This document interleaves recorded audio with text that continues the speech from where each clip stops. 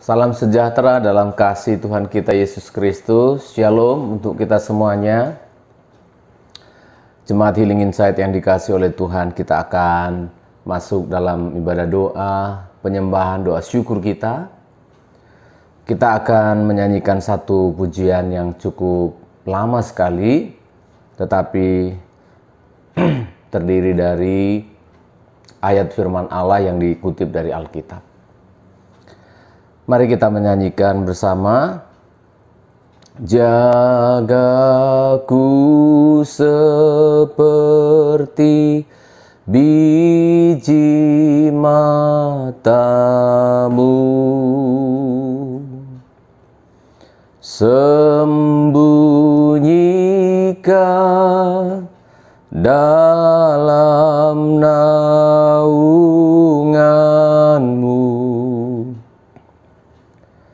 Jangan biarkan aku mati rohani. Jagaku seperti biji matamu. Jagaku, sekali lagi. Jagaku seperti biji matamu, sembunyikan dalam naunganmu.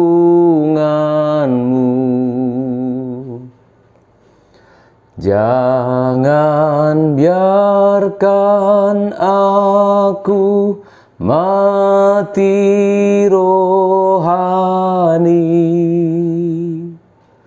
Jagaku seperti biji matamu. Benar Tuhan, menjadi doa dan kerinduan kami di hadapan-Mu. Kami sebagai umat-Mu yang lemah tapi ternyata begitu penting, seperti biji mata-Mu ya Tuhan. Kami datang di hadapan-Mu, jemaat Healing Insight, baik kami yang ada di Surabaya, di Sidoarjo maupun yang ada di luar kota. Kami bawa hidup kami ke dalam tangan-Mu Tuhan. Kami mengagungkan Engkau, kami menyembah Engkau, Allah yang hidup. Kepadamu jiwa kami persembahkan. Hidup kami Tuhan, kami percaya kepadamu, Allah yang hidup. Kami meninggikan Engkau pada sore malam hari ini. Bagi Engkaulah segala pujian, segala syukur kami.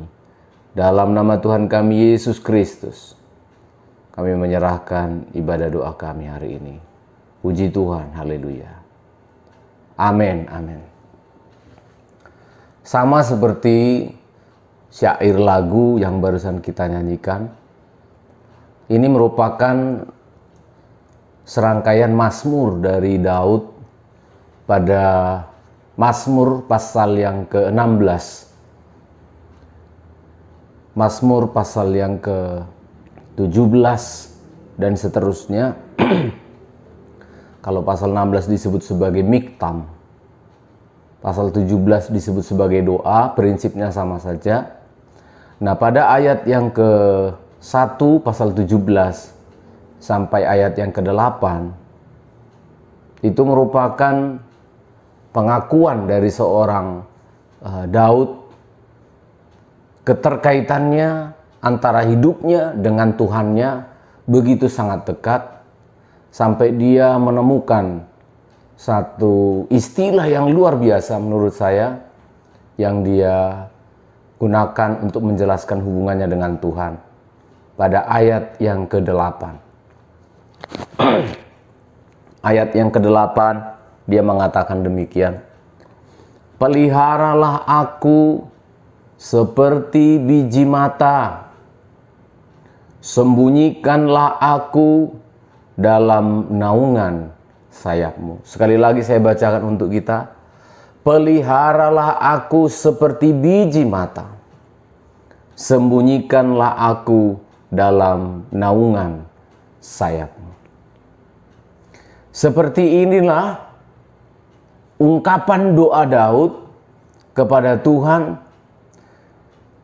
Saya juga kurang memahami, tidak terlalu mengerti mengapa Daud bisa menemukan sebuah gambaran yang dipakai mewakili dirinya,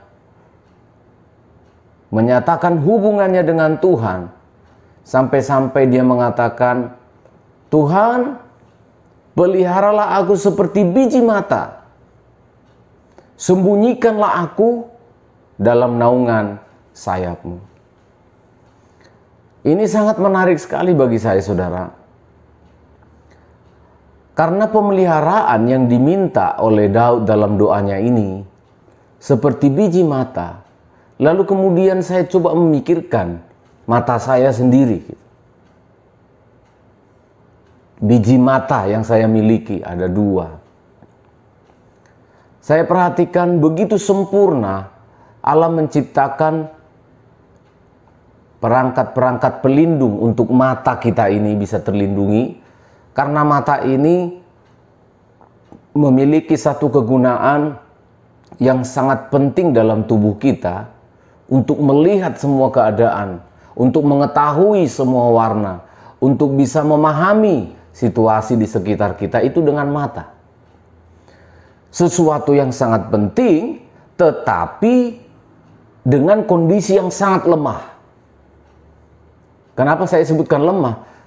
Jangankan ada duri atau benda besar yang masuk ke dalam mata, mengganggu mata kita. Debu yang sangat kecil pun itu bisa mengganggu pekerjaan dari mata kita ini. Sehingga dia sangat-sangat memerlukan perlindungan dari apa yang disebut dengan kelopak mata kita dan juga alis mata kita. Sehingga ketika sesuatu benda, debukah, benda apakah yang ingin memasuki biji mata kita, itu bulu mata kita itu langsung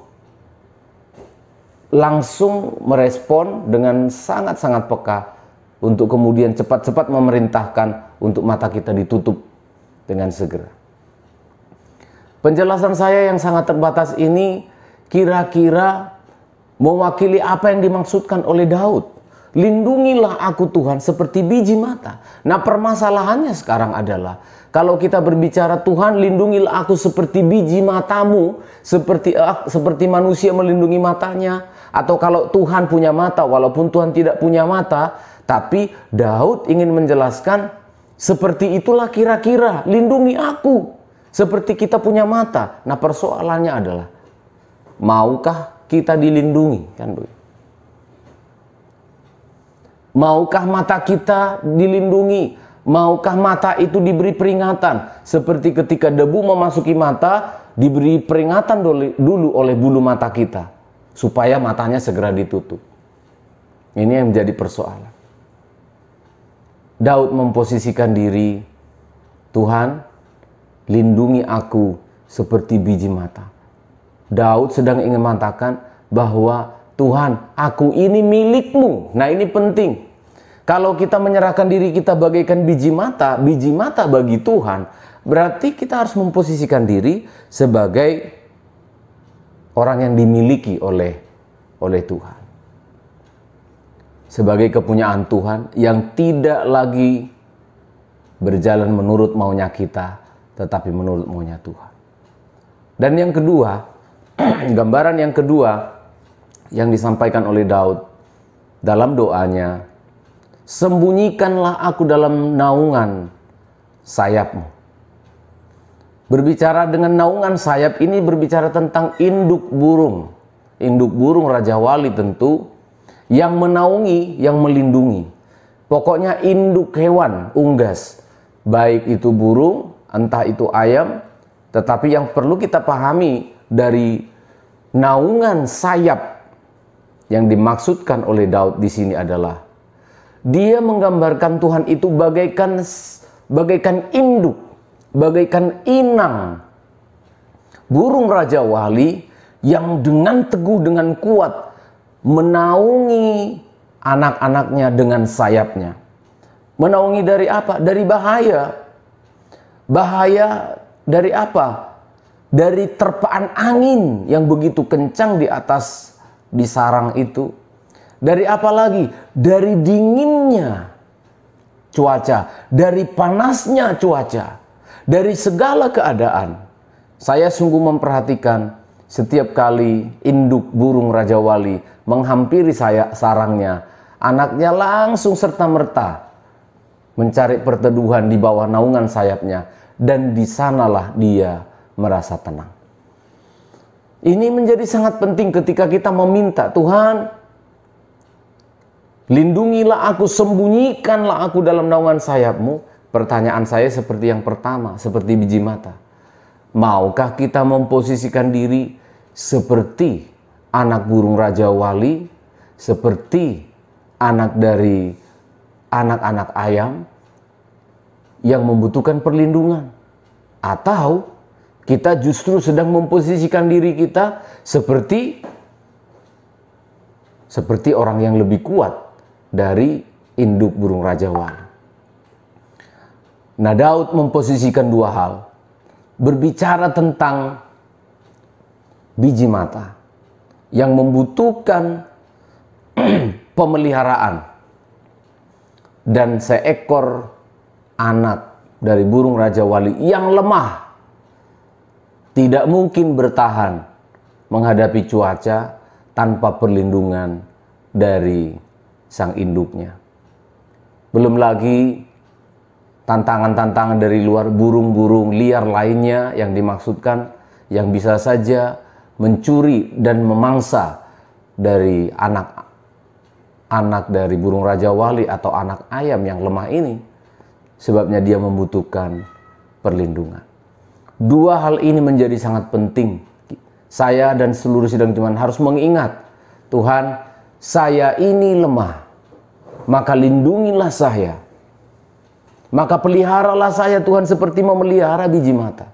Tidak ada seorang pun manusia yang ingin menusuk-nusuk matanya, yang ingin melukai matanya. Dengan refleks, dengan gaya yang cepat, kita melindungi kalau ada yang mengganggu. Posisikan diri kita seperti seekor anak burung Raja Wali yang membutuhkan naungan, perlindungan, pengayoman dari Tuhan. Maka saya berdoa bersama dengan seluruh sidang jemaat mengakhiri pada bulan Mei ini, ibadah doa kita yang terakhir pada bulan ini.